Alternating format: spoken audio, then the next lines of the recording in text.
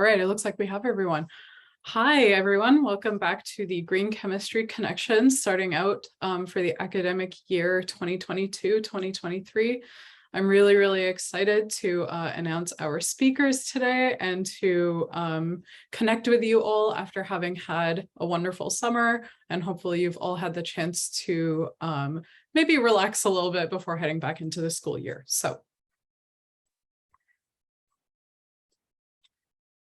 before we get started with our agenda, I did just want to run you all through a quick introduction. So welcome to the Green Chemistry Connections. My name is Nimrit Obi. I'm a program manager for higher ed. I'll be kind of walking you through and moderating the connections today, and I'm going to turn it over very quickly to Natalie to introduce herself. Hi all, Dr. Natalie O'Neill here, joining from outside of Boston, actually. So hi all, the Director of Higher Education. I'm excited to have you all online with us. So please let us know where you're joining in the chat, and I'll turn it over to Juliana to quickly introduce herself. Hi everybody, my name is Juliana. I am a postgraduate student liaison of Benign, and I'm really excited to be here with you. And if you have any questions, feel free to reach out to me as well. Thank you. Thank you.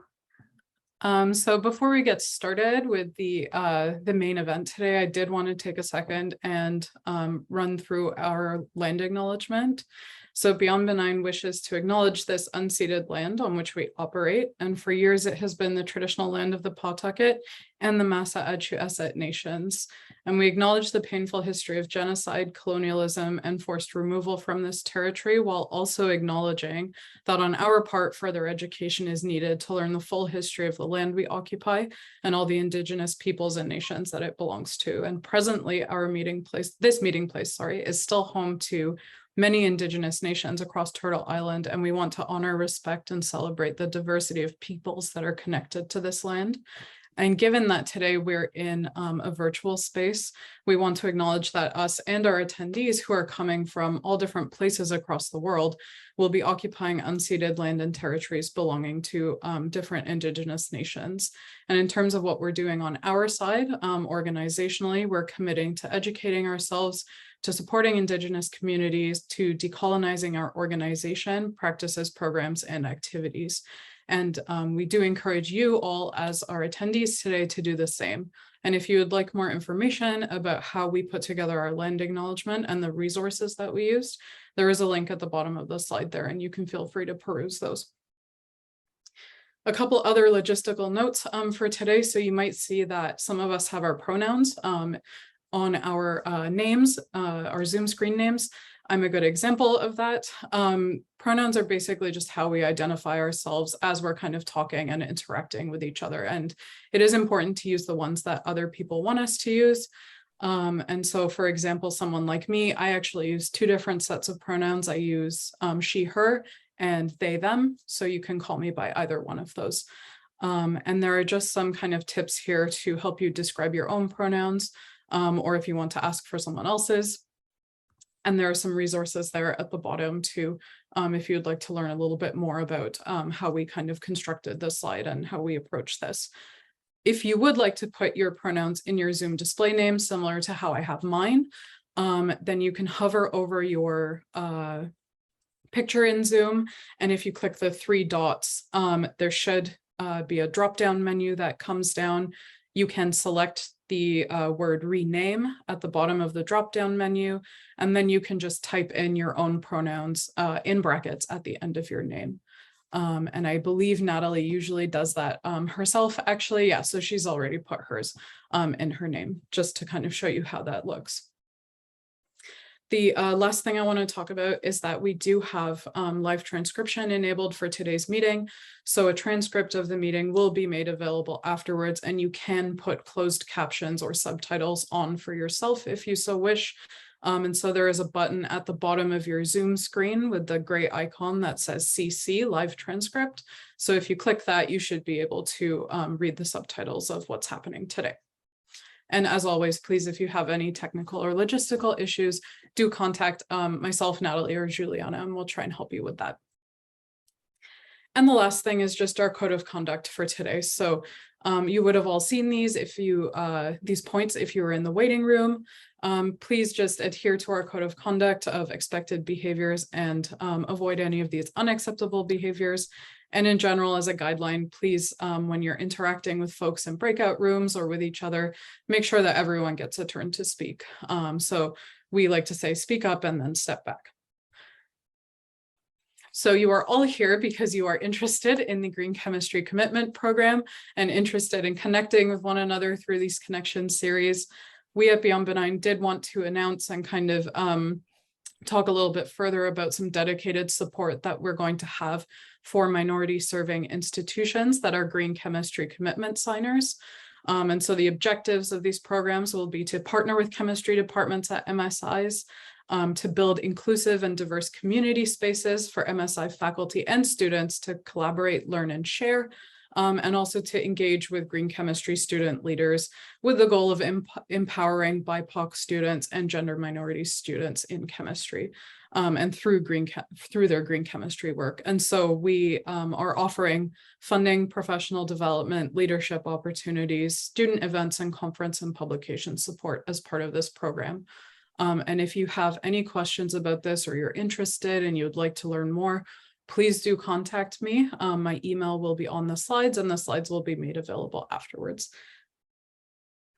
Another thing I'm very, very excited to share from Beyond Benign side is that this summer we launched a few new resources. So one of the big curricula that was launched is the Toxicology for Chemists curriculum. And this is a higher ed curriculum aimed at teaching introductory level chemistry students the basic principles of toxicology. And so if you navigate to our website, you can find that full curriculum there. There's about 36 hours of content. Please do peruse, and we are also open and welcome to any feedback about the curriculum, how you're using it, what you'd like to see further. We also have our organic chemistry lab guide, and coming soon will be an inorganic and general chemistry lab guide. And there will be opportunities to discuss these resources also during the networking and breakout sessions today. And in terms of our newest Green Chemistry Commitment signers, please do join us in welcoming these 6 new signers recently. So the University of Duisburg-Essen from Germany, the Federal University of Goiás from Brazil, the Federal University of Mato Grosso do Sul in Brazil, and I apologize if I'm mispronouncing any of these names, Hampton University from the US, Texas Women's University, and Winona State University, all from the US. So a big round of applause for these new signers, and we're very excited to have you as part of the commitment community. And the last thing for today before we get started is if you would like to join the conversation online through social media, please do know that you can find us on Twitter, Facebook, Instagram, and LinkedIn. And Juliana will be, she's our social media expert, and so she'll be doing all things social media. Please do feel free to engage with her on social media and with us through these hashtags and our handles. So with that, thank you for listening, and I'm very excited to actually turn over to Juliana to introduce our first speaker, Professor Carlos Alberto Jr.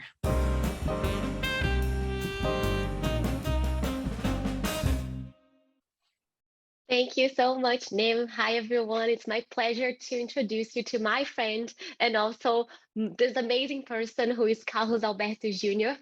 So Carlos, he's an assistant professor at the Federal Institute of Paraíba in Brazil. He's also a PhD student in analytical chemistry at the University of Campinas, where he did his undergrad studies. And Carlos, he currently works in inclusive green chemistry. He's trying to develop virtual resources to help deaf students to learn green chemistry. And he believes that inclusion is more than a destination, it is a journey. So I'm really happy to have Carlos Alberto here to talk to us about teaching green chemistry to deaf students, a Brazilian case study. The floor is all yours, Carlos. Thank you so much for being here today.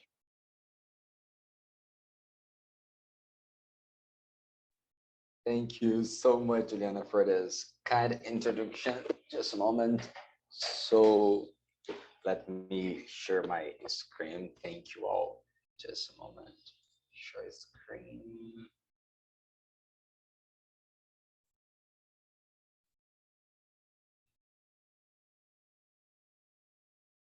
So can you see my screen, please, or It's not? perfect. It's Okay. awesome. Thank you again. Thank you so much. Let us start. Yes, 15 minutes. I will try to be, faithful. Can you hear me? Yes or not? Yes, we can hear you. Oh, so thank you. Thank you. Hello, everyone.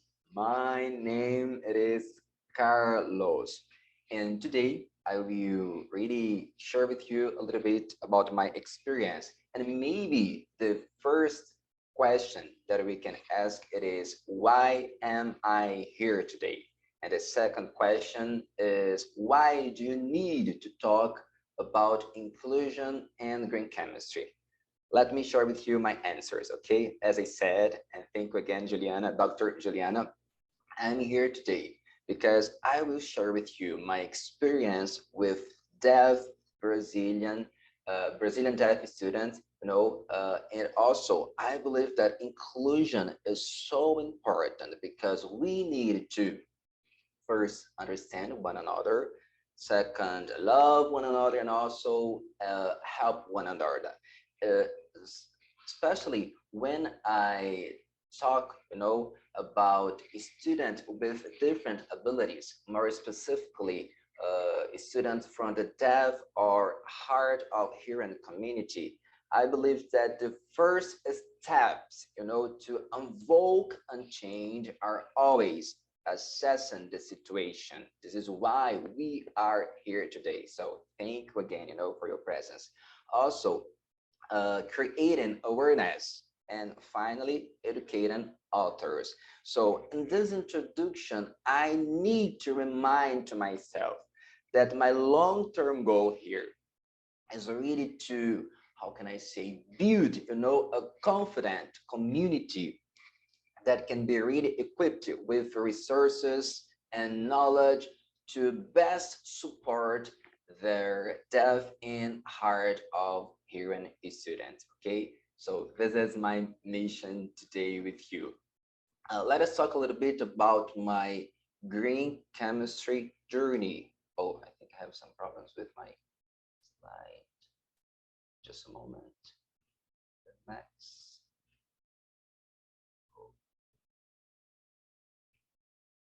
Okay, just a moment.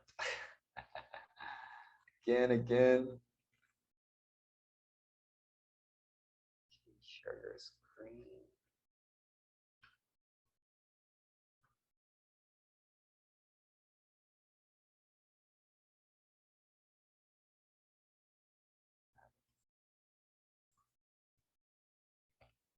Okay. Okay, I'm so sorry. Problems with my resources, Carlos, you need to be more inclusive, okay? So let us talk a little bit more about my green chemistry journey. I have a very, short green chemistry journey. So as Juliana said, I am a chemistry teacher at the Federal Institute of Paraíba in the northwest of Brazil.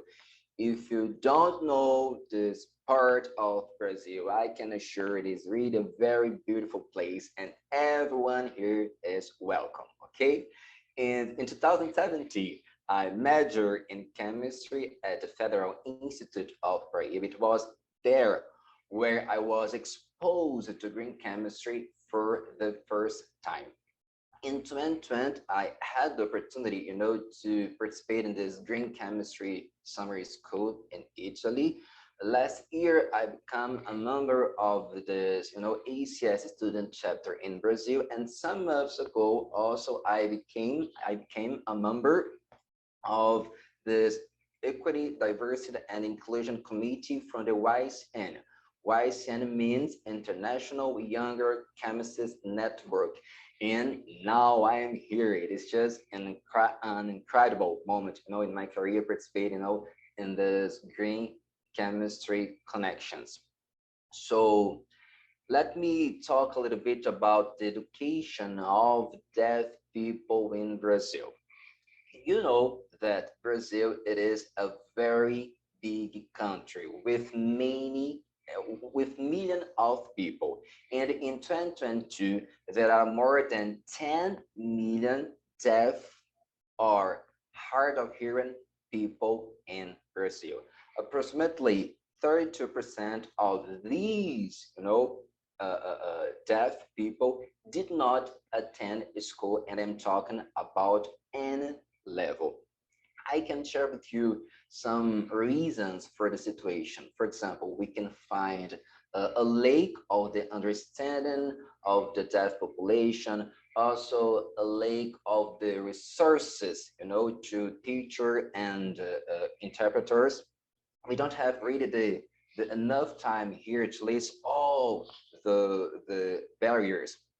But I want to say that the government in recent years has been trying, to provide a solution, for the situation. For example, if you don't know, Brazil has two official languages, Portuguese and also the Brazilian Sign Language. And the Brazilian Sign Language is mandatory for teachers in Brazil. But let me explain, because it is so important to understand that the difference between an integration approach and an inclusive approach in my understanding. So imagine it with me that this circle, it is your classroom, okay?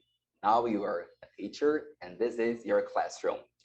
Every red dot, it is a hearing student. Now, every red dot means a hearing student, and every green dot means a deaf student.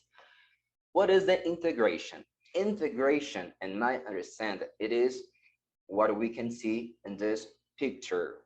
Your students or my students, our students are at the same place at the same time, but they are not working together or in an inclusive way. Why, Carlos? Because we can see some barriers, between, for example, your hearing students and your deaf students, and probably also between you and me and our students. So when I talk about inclusion, I'm not talking about integration, because inclusion, in my understanding, means we have our students at the same place at the same time, and they work together. Do you understand me? I'm so sorry for my mistakes in English, okay? But I hope that you can understand me. Sometimes it is so easy to find integration in papers or in projects, but we are talking about inclusion here. And I will share with you my experience in this inclusive way in green chemistry. So our approach in Brazil, I'm not sharing rulers, I am sharing my experience, okay? Our approach can be divided into 4 steps. First, it is conception. Second, planning. Number 3, action. And finally, evaluation. I will explain better everyone right now. Conception, it is for me one of the most important steps, because here we need to answer many questions before planning our classes. For example, I will share with you some questions. How to sign a concept in green chemistry? How to be more specifically, how to sign the 12 principles of green chemistry. So believe me, in 2017, we didn't find any paper publication about that. It was really so hard. Now we have this SCR protocol. What does it mean, Carlos? S, it is the selection, C, it is the creation, and R means the revision. In other words, we follow this protocol. The selection of the concept, for example, in green chemistry, and the second step, it is the creation of the sign with its deaf users, and finally, we have also the revision with other deaf people, okay? Now it is more easy. And maybe you can ask, Carlos, why do you need to create a sign? Great question. The first language of my Brazilian deaf student isn't Portuguese, but it is the Brazilian Sign Language. This is why this conception step, it is so really necessary. Okay, let me see. Now I will share with you a little bit uh, about our planning and also our action. Okay, I will talk about them together. After this conception moment, this was my first strategy with deaf students in Brazil. We can divide in survey, case study, visual activities, and evaluation. This survey moment was important because uh, it is so necessary to know the understand of my students, about green chemistry. And also, I needed to share with you that I was working with deaf and hearing high school students. So don't be afraid about my elementary activities because I didn't work, with graduate, for example. So after this survey moment, we prepare our classes because as a result, our students didn't know about what green chemistry is. So we applied a case study after some inclusive classes. And what is a case study, Carlos? It is the method when a professor can really work with the real problems. I think that everyone here knows what is a case study. And for me, it is really so interesting because more than just share the principles of green chemistry with our students, we can really show to them how we can apply, these principles in our situation. And to be more specifically, we worked with the problem of the production of banana and its waste. So it was really incredible because they find different solution for this problem. After this step, also, we had the opportunity to work with visual activities. I can share with Benign, also, always our visual activities, but it is really so simple. It is a way that I believe that we can also not just help our deaf students, but also our hearing students when we work in not a traditional way, but also use visual activities to work with our students. Okay, 10 minutes. Okay, I will run. And finally, it is the evaluation. Of course, it is a questionnaire when we can really ask to our students about, do you know right now what is green chemistry? How can you really apply green chemistry? And also we can ask about, our approach and etc. And finally, we have this step number 4. It is not just the evaluation of my strategy, but the whole project. Do you understand me? So I can evaluate also my behavior, my school, the interpreter, and etc. Here I will share just one statement, one of my deaf students. Teacher, more than really learn about green chemistry, I have now friends. This is really interesting because when I start my approach, my deaf student is always alone and really sometimes so sad. But after our application, we can see that now we have, how can I say, numbers in English. We can see that our class, is really more together. And this statement for me, maybe it is the best result because when I remember my first application with a deaf student, it was really so hard because we didn't have idea how work with them. But now, with this protocol, we can really, more than, write papers and really, participate in different events, we can really help our students. And during this pandemic time, it was so difficult. This is why I will share with you one of the solutions of my deaf students. And now he's sharing. I don't know if I can, okay, maybe, oh, I don't know. But it was a video we can watch together after when, our deaf student is really sharing the solution that his team, find to the case study that we were working. So when I see this result, I can remember why I am a a chemistry teacher, and I can really share something so interesting with you. That being here for me is really so important because if we walk with the wise, I believe that one day we will really become wise. And if we walk in inclusion, we can really be more inclusive.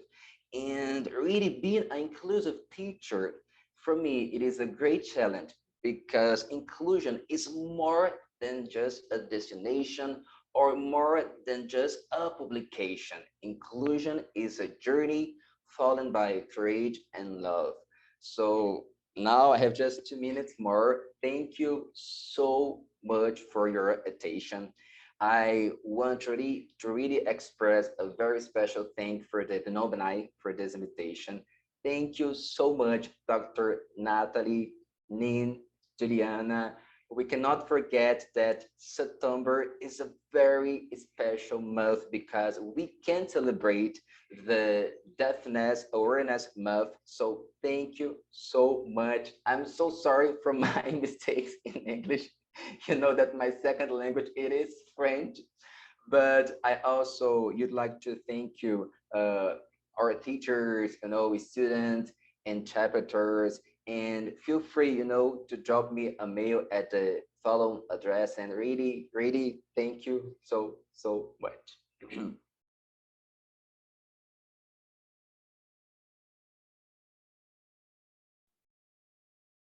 Thank you. That was so excellent. I know personally, I really learned a lot just watching your presentation. So Beyond Benign is especially excited to have you here to present too. So I feel like we need to be thanking you. So we do have about 5 minutes for Q&A. So please do feel free if you have questions to use the raise hand feature on Zoom, or you can just unmute yourself and jump in. And if anyone would like to start us off.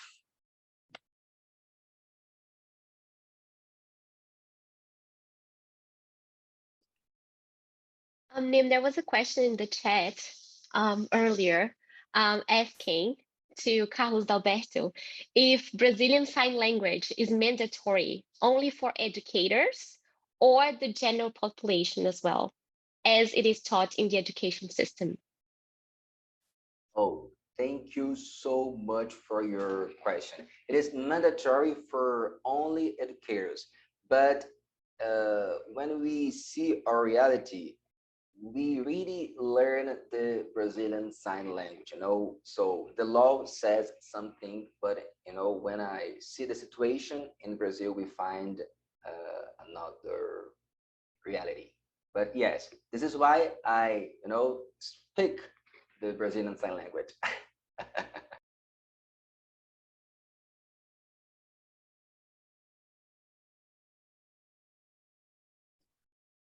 Yes, go ahead, Art. Hi, Carlos. I really enjoy your presentation. My question is, how can we help?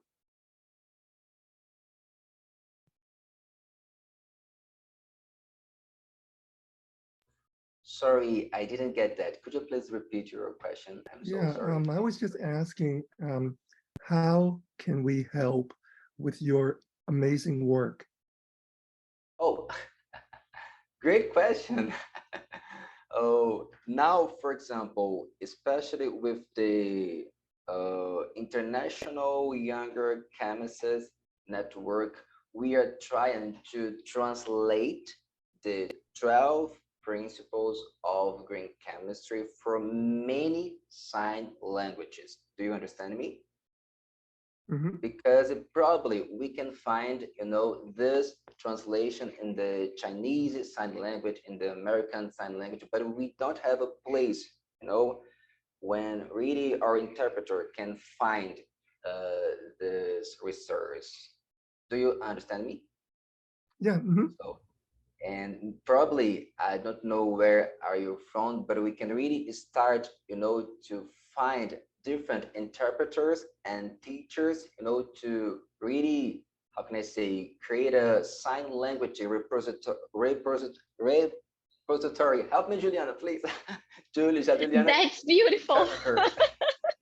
Juliana is my interpreter here, okay? So this is really my dream, to make green chemistry really inclusive, not just in Brazil, but everywhere. So let us share,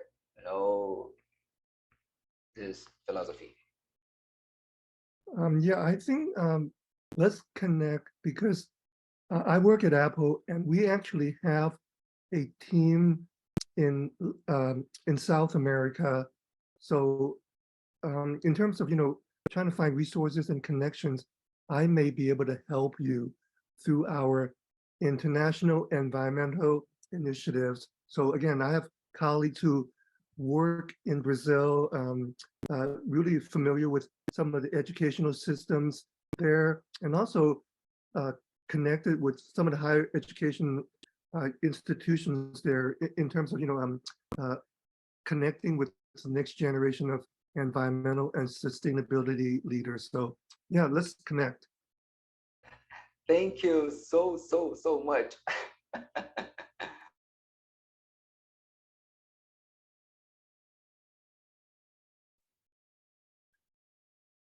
And that's why we call it the Green Chemistry Connections. Do we have any other questions? That you can also feel free to pop questions in the chat too. I am keeping an eye on that. Yes, go ahead. So Carlos, first of all, can I just say how impressed I am? Oh my God, like amazing. So as a former science teacher here in the US, one of our biggest problems was engaging and getting family support for any of these types of initiatives. And I was wondering if you faced a similar type of situation in Brazil, or are you finding that a lot of your success is tied also to family and engagement, essentially?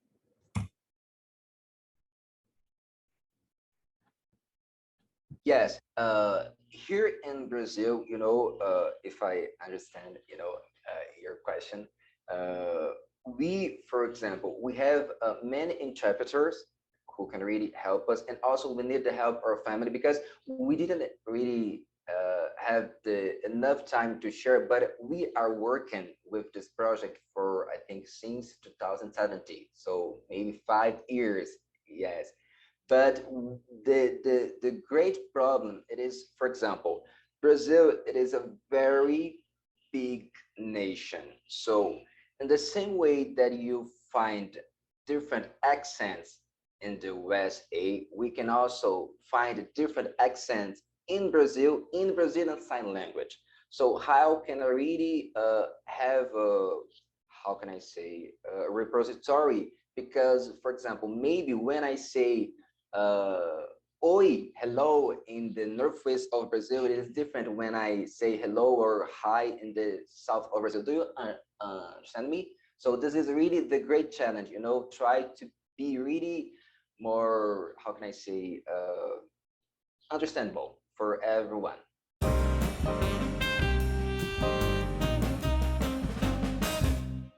Hi, everyone. Welcome back. As we kind of slowly filter back in from our break and from the first half of the connections, I'm really, really excited to get started for our second half, where we are going to be hearing from our next set of speakers. So without further ado, it gives me a lot of pleasure to introduce Dr. Lauren Heine and Stacy Glass from CHEMForward. They are the co-founders of CHEMForward. Stacy is the executive director, and she draws from 25 years of experience encompassing management consulting, high growth startups, public-private partnerships, and she has an MBA from Duke University. She's co-designed and proof of concept piloted chemical hazard information alongside partners like Target, Google, Nike, Levi's, Method, Steelcase, and more. And her work is extremely far-reaching and puts safer chemistry very central to the circular economy. Lauren Heine is a co-founder and director of science and data integrity at CHEMForward. She earned her doctorate in civil and environmental engineering from Duke University. She was a fellow with the American Association for the Advancement of Science in the Green Chemistry program at the US EPA, and she taught chemistry labs at Bowdoin College. Lauren is currently an adjunct faculty in the Center for Engineering, Design, and Entrepreneurship at Gonzaga University, which she has in addition to her position at CHEMForward. And she's known for many things, but one that this audience might be most familiar with is for leading the creation and development of Green Screen for safer chemicals and GS List Translator, which is increasingly used for chemical hazard assessment worldwide. So very, very topical as we just came out of our toxicology for chemists breakout rooms. Stacy and Lauren work together to protect human and environmental health by applying alternatives assessment, green chemistry, green engineering, and multi-stakeholder collaboration to the development of products and processes. So I'm very, very excited to hear from them. And I'm going to stop sharing my screen so that Stacy and Lauren can take it away. Thank you. Thank you so much for that kind introduction. And I'm Stacy Glass, and I'm going to go ahead and share my screen. Let me get this in slideshow mode. And Lauren and I hadn't coordinated this, but Lauren, I'm either happy to turn the screen over to you or run your slides. You just let me know when the time comes up. If you don't mind running the slides, that would be great. Will do. I'm going to start out with a brief introduction here and then turn it over to Lauren to take on more of the deep dive into this. But in the introduction, you understand what we're trying to do here is really scale the availability of chemical hazard assessments with a focus on safer alternatives. We are working to turn this chemical data into positive impact. And in today's talk, you're a little bit different audience for us. We've built an infrastructure for business, and we're curious if this could be used for toxicology and chemistry education. So we're really looking for your keen eye on what we've done and your thoughts and ideas about if this could be useful in that application. So we're going to show you what we've built and solicit your ideas, some things to think about as you see the demo here. Should these tools be repurposed for education? Where could hazard assessment information contribute to education? Your ideas will really help us determine next steps, but I also think it's cool that we get to, I know a lot of you are practitioners as well. We can show you what we've done and this new resource that we've developed. So what we're aiming to do here is as companies, as designers work towards safer chemistry, we know that they are starting to kind of understand what's in their supply chain. They can use several tools to do that, but this is really that transparency disclosure exercise. And then they'll screen what they know against regulatory compliance, restricted substances, lists, requirements, and authoritative lists, and even precautionary lists, like you can find, ChemSec and Pharos data sets. And what we always say is this is a great place to start, right? It allows you to get rid of the worst, and that's what we need to focus on first. It also allows you to make free of claims, free of BPA, no PFAS, those kinds of things. So great place to start, but we also say it's a terrible place to stop because it can lead to regrettable substitutions. Not everything is on a list. Many, many things aren't on a list. It's really the worst of the worst that end up on those lists. And truly, as we start to find substitutions for these things that we're eliminating, how do we avoid regrettable substitutions and move towards truly verified safer chemistry and maybe even be able to make safer claims about what we're doing? And the gap there are these chemical hazard assessments. And let me just talk about that. I usually don't have Lauren here with me, but I'm going to quote her anyway, even though she's here. Why chemical hazard assessments? Well, toxic is easy, safe is hard. It takes a lot more information to prove that a chemical is safe than it does to prove that it's toxic. We might just know that a chemical is carcinogenic, and great, you're not going to use it. let's get it out of there. But to say that it's safe, we need to look across the whole range of human and environmental endpoints. And here's an example of a hazard table that supports a chemical hazard assessment. And once we look at all of this, then we can say, okay, this is a safer alternative. And I'll note that we'll be talking hazard. We think of the hazard assessment as the foundational information. You might then need to look at routes of exposure, notice over here on the left, oral, dermal, and inhalation down there in the corner. And then you might have your own thoughts about risk assessment and things like that on top of it. But if we don't have that foundational hazard assessment right, then we're sort of building a house of cards. So we unapologetically are building a hazard data set here that people can use for their purposes. So we are a science-based nonprofit value chain collaboration. We're aiming to be a trusted source for cost-effective, verified chemical hazard information with a focus on safer alternatives. When we did our design phase and interviewed all these folks and dozens more, what they told us is like, we understand what we're not supposed to use. We don't know what we're supposed to use instead. And that's where our design phase started. You'll notice a lot of great brands here. I'll call out Apple and Nike in particular. They've been doing this for a decade or more, doing their own chemical hazard assessments. And they joined our co-design effort, not to solve a problem for them necessarily, but to achieve their safer chemistry goals, their entire supply chain needed access to this kind of information. And so they joined us to help us create something scalable. So we use this data sharing model. We have this shared repository of chemical hazard information that goes through a really rigorous quality assurance process. The information is created by toxicology firms, many of the names you probably know, Tox Services, NSF, Gradient, those folks. And then we use this shared database to help folks find safer alternatives. They might subscribe to our platform, help chemical suppliers market their safer alternatives, even help like retailers measure progress. Guest joined us here in the presentation. Mossy May woke up from her nap. Apologies for that. You go lay down.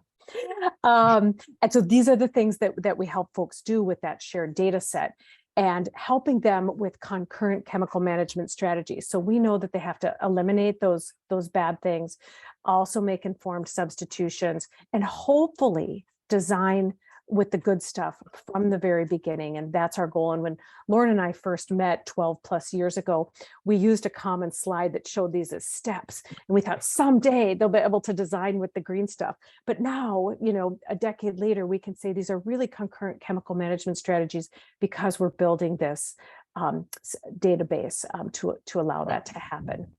One last thing before I turn it over to Lauren. For eliminating high hazards, we've partnered with the Healthy Building Network. They have the Pharos tool. Many of you might be familiar with that.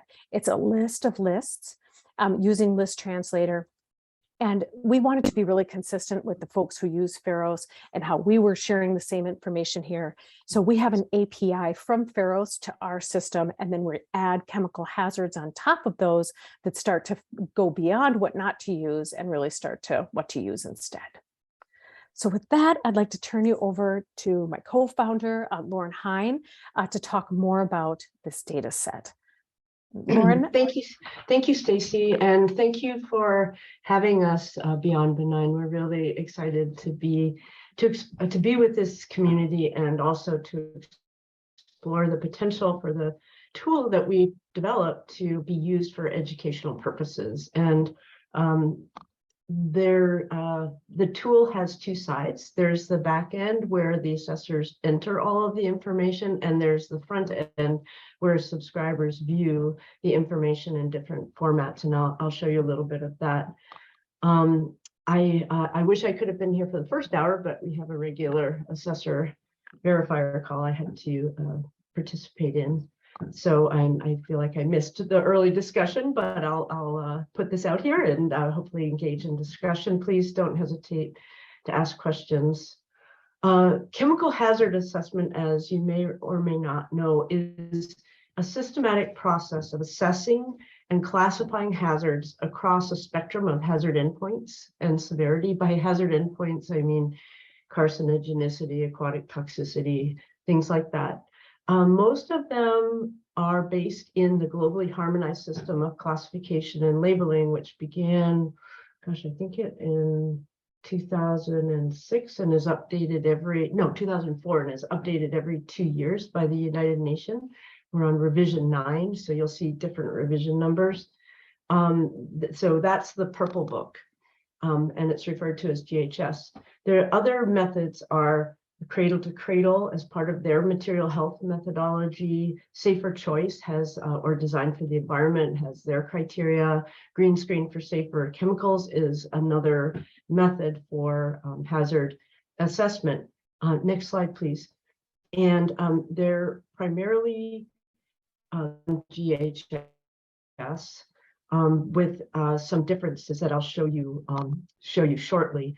But one of the challenges is CHEMForward, we're creating a centralized repository, and we're committed to this being very high quality information because we want there to be one chemical assessment per chemical and for them to be accessible at low cost and to solve some of the problems, multiple CHA methods out in the world. Problems are that using the same methodology, assessors can arrive at different classification results. And then when the methodology varies, you get what appears to be more variability. They may not have different classifications, but they're presented as different levels. One calls it high, one calls it medium, one calls it red, one calls it yellow, that kind of thing.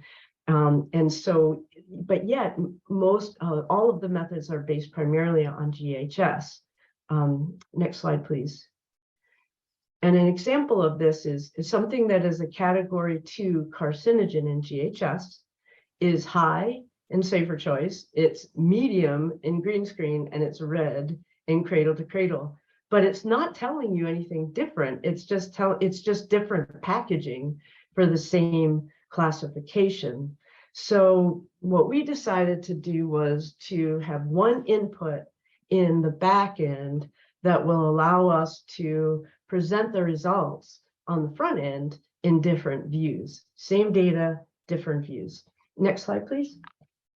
And so this is what it looks like in the back end. And the assessors go into the back end and they enter the data summary, and it could be a paragraph to a huge tome of information, depending on what they find.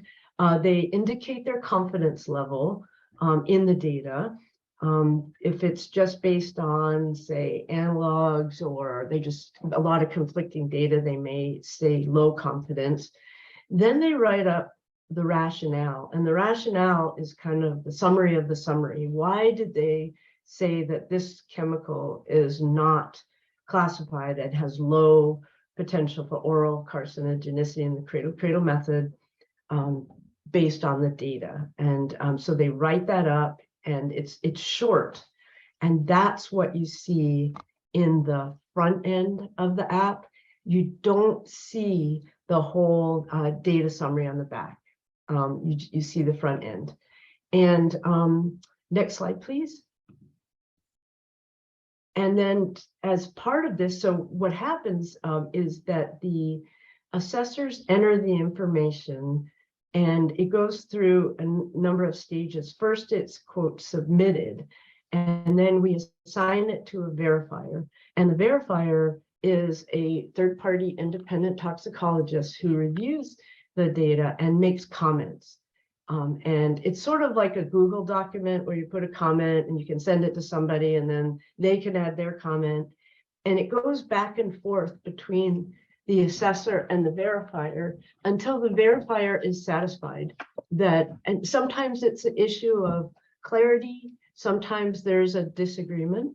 If there's a disagreement, then it goes to the CHEMForward toxicologist, who then weighs in, either convenes a discussion or actually, 2 out of 3, and the assessors have agreed to go with the CHEMForward assessor when the toxicologist when there's a conflict. But we see this as kind of there's an educational potential here, whereas imagining students could enter, prepare an assessment, and the instructor could make comments on it, or maybe other students could make comments on it, and everybody would have access to the result on the front end, but there could be discussion on the back end. And so once the, next slide, please. Once the assessor verifier, they go back and forth a little bit. Once the verifier is happy, they click verified. There is a record of all the comments that you can download as an Excel file. So we have records about everything.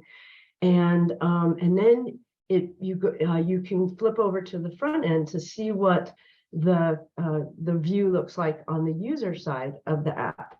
And you can search on the user side by CAS number, EC number, INCI name, chemical name, up in the search by, or you can search by function. Say you're looking for cleaning ingredients, or let's say you're clicking on that applications there. You can look by function, which would be solvents, chelating agents, whatever, emollients, depending on which vertical you're in. We separate them out by electronics, by beauty and personal care, packaging, etc. Next slide, please. And then you can click on any individual chemical. And this is the one you're looking at the back end of. This one got a very good score. And you see on the first tab, there's a summary. It tells you who did the assessment, when it was verified. You can see the cradle-to-cradle rating, whether there are any GHS health or environmental scores in the, this is actually an old slide. There's that we include the GHS harmonized classifications too, if there are any. This wouldn't have any because there's nothing, there are no real hazards associated with it. Gives you the green screen score on the TCO certified, whether or not it's on the EPA skill. Next slide, please. Mm-hmm.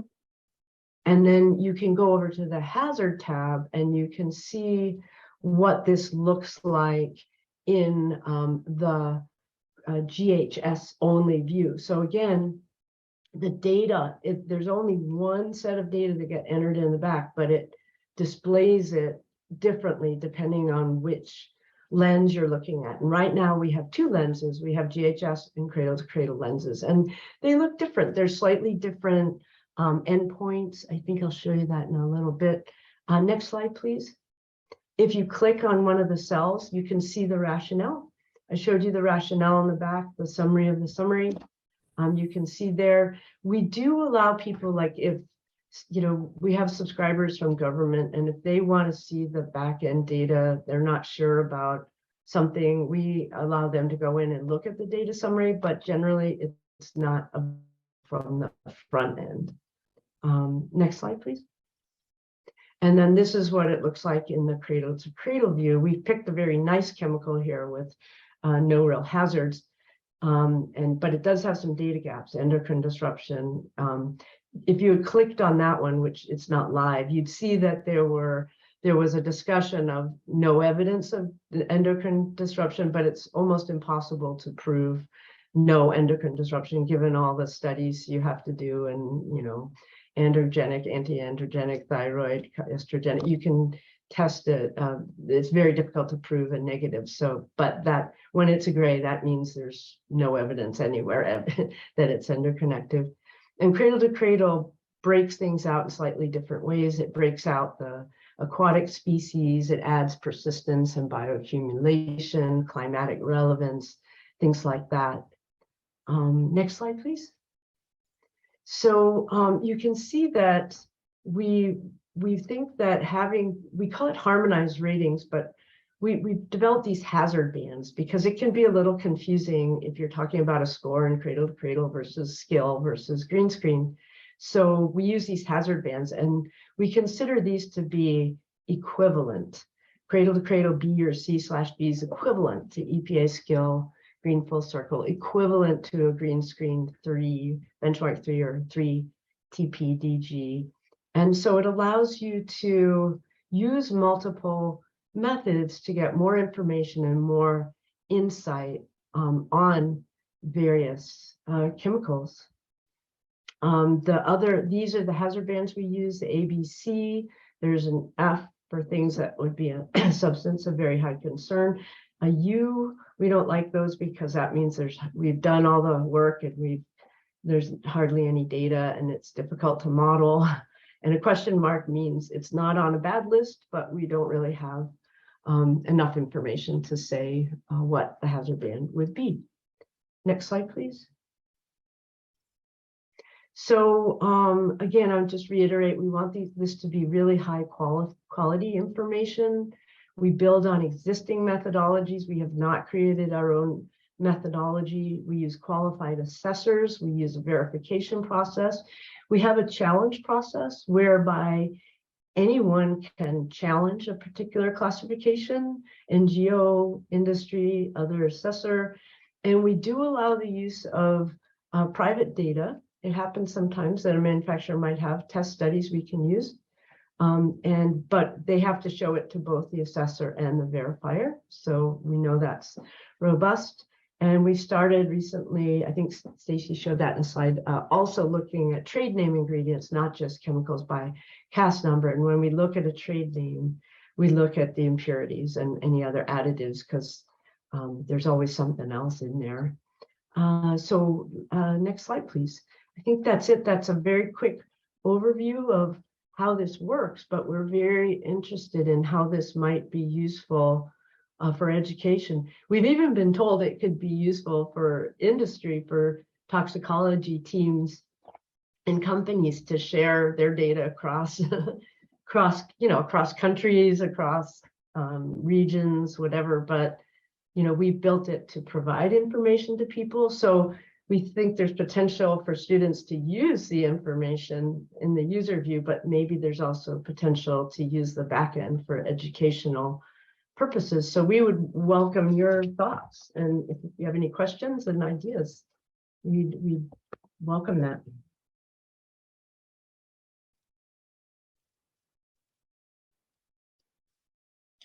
Thank you very much for a really fantastic talk and for a very thorough overview of this extremely helpful tool. So we do have a couple minutes for questions and I would like to open the floor. Please feel free to unmute, raise your hand, drop a question in the chat, anything you want.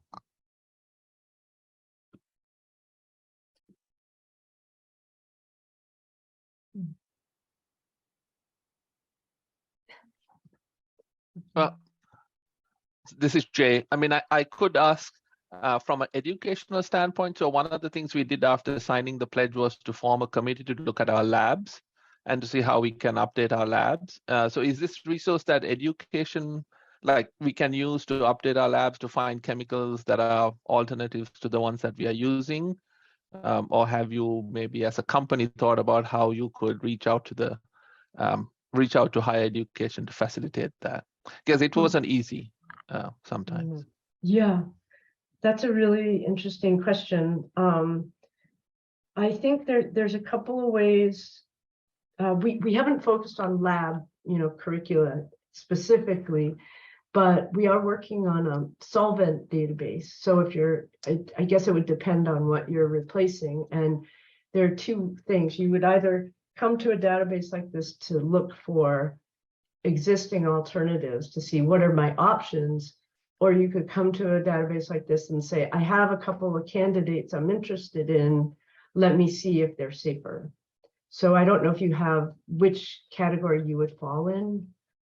Do you have ideas already, or are you looking for, and what kinds of chemicals are they, Yeah, I think it falls into both categories. So I need to go, they provided us with the report, so I need to go back and look at it.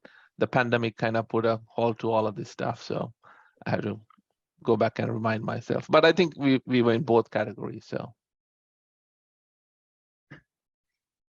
Yeah, we could definitely help you with this.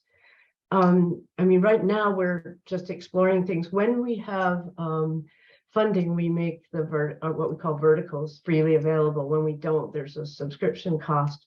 And we would certainly either do our best to donate or minimize any costs for academic purposes. Or if you just have questions, thank you. Yeah, or call us up and ask us if you have a specific chemical in mind. We'll just show you. So Pat, I can see your hand up, but I did want to ask a question that came up in the chat just super quickly. And then actually when we head out into breakout rooms, Lauren and Stacy will be in a breakout room. And you can also feel free to continue asking questions as well there. But before we head into those rooms, Dr. Kylie Leska, who had to leave, was wondering if you have any case studies of CHEMForward having worked with one of your companies or your partners in making a more sustainable selection. So doing that kind of assessment process. Yes, we do. We have, if you were to look at, say, in the beauty and personal care vertical, I don't know if we can pull that up. Oh, I sure can. Yeah. We have done research on alternatives to chemicals of concern to certain beauty companies like Sephora and Credo. So we have alternatives to what is it, cyclic silicones, alternatives to ethanolamines. And so these were research projects that resulted in it's in the where it says safer alternatives. So so up at the top, so yeah, alternatives to cyclic silicones, alternatives to ethanolamines, alternatives to phthalate fragrant solvents and fixatives. These were research projects. One was funded by the state of Washington, 2 were funded by Sephora. So we can pool specific alternatives that way into categories. So if you were to click on, say, alternatives to phthalate fragrant solvents and fixatives, Stacy, it takes you to a small set of chemicals that have been identified that can substitute for DEP, and that you can see what their hazard bands are, and then click on any of those to see what their hazard properties are. That's how we would use it for as a we haven't written it up as a case study, but that's what it is, a case study. No, that's perfect. And I think definitely as instructors are looking for examples of these case studies to show their students, that would be like knowing that they can walk through this process is really, really useful. That's a great suggestion. And Lauren, I'll take that one step further with that dimethicone example of like, it looks really good in here, but then when we go to evaluate a trade name, so we could even take that a step further. Yeah. But the idea to do case studies to support education is something we had not thought about, and I see it clearly now. Yeah. And that one actually, this one was actually funded by the state of Washington. So it is a report that's published, but it's a long report and not a case study. So you could make something a lot shorter.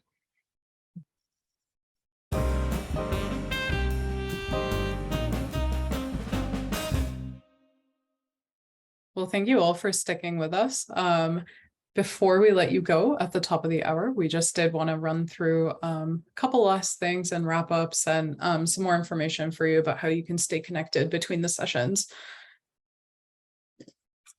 And so again, if you kind of missed it at the beginning of the presentation today, we wanted to reiterate that Beyond Benign, as part of our Green Chemistry Commitment Program, is offering dedicated support for minority serving institutions and kind of through these program objectives, offering certain benefits for MSIs like funding, professional development, leadership opportunities, also support for students who are at MSIs, and conference and publication support. So please feel free to email me if you have any questions about any of that, and my email will be provided to you all afterwards. I can pop it in the chat too.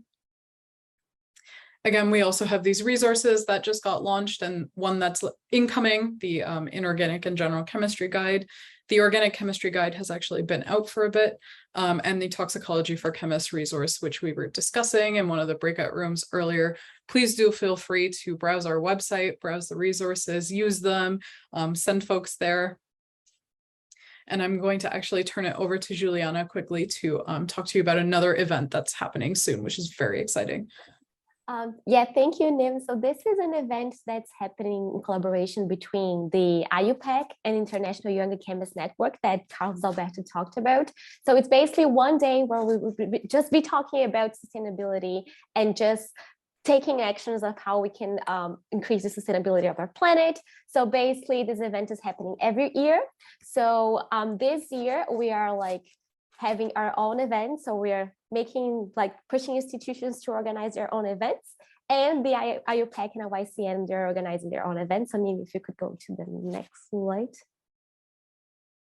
Yay. So yes, so this is a virtual event. It's happening this Sunday at 10 a.m. We'll have Amy with us, also Javier from IUPAC, Anna from ISC3, and Jeffrey from Four Sigma.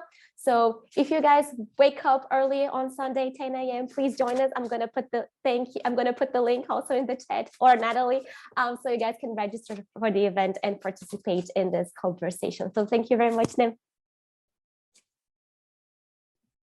Thank you.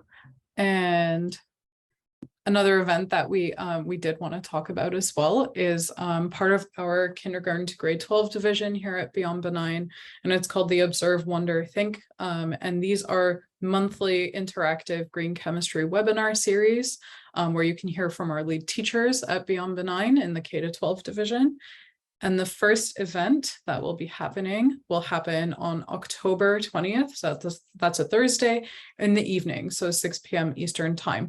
And you can go to our website to find all the details about the rest of the Observe, Wonder, Think webinar series and the timing. And I believe we also have a link that will get popped into the chat. Thank you, Nikki.